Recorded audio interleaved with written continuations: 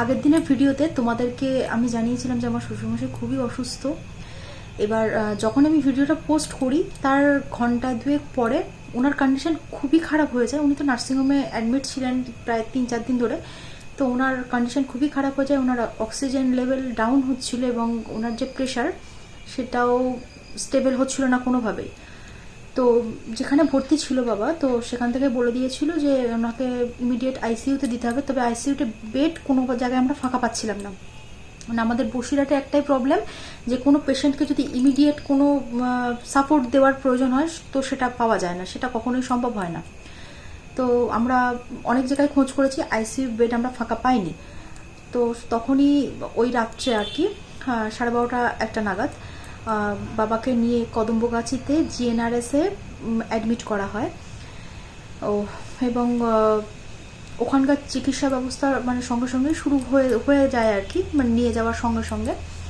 আপাতত আজ দুপুরের পর আর কি, দুপুরবেলা একটা নিউরোসার্জন দেখেছে বাবাকে, দেখে বলল যে এখন কিছুটা স্টেবল আছে। সরি, একটা ফোন এসেছিল। তো নিউরোসার্জন দেখেছে, দেখে বললো যে এখন কিছুটা স্টেবল আছে, কোনো অসুবিধা নেই। তবে বাবার প্রত্যেক দিন হচ্ছে কি দিনের বেলার তুলনায় সন্ধ্যের পর থেকে বাবার প্রেশারটা আপ ডাউন করছে বেশি, বা যা সমস্যা হচ্ছে সন্ধ্যের পর থেকে। তো যতক্ষণ 48 ঘন্টা না কাটবে ততক্ষণ কিছু বলা যাচ্ছে না, এটাই ডাক্তার বললো। তবে কালকের তুলনায় আজকের কন্ডিশনটা একটু ভালো, এইটুকুনি আমি বলতে পারি। তো ফেসবুকে আমি খুব বেশি দিন হয়নি যে ভিডিও আপলোড দিচ্ছি, তবে এই কয়েকদিনের মধ্যে তোমরা আমাকে এতটা ভালোবাসা দিয়েছো এবং বাবার যে ব্যাপারটা আমি তোমাদেরকে বললাম বাবা অসুস্থ, তার জন্য তোমরা অনেকেই আমার কাছে মেসেজ করছো যে কেমন আছে, আমরা কেমন আছে না আছে সেটা আমরা জানতে চাই পরে, মানে কেমন কি আছে। তো তার জন্য তোমাদের কাছে মানে তোমাদেরকে ধন্যবাদ কীভাবে জানাবো জানি না, তবে তোমরাও প্রার্থনা করো যেন বাবা খুব তাড়াতাড়ি সুস্থ হয়ে হেঁটে বাড়িতে আসতে পারে, কারণ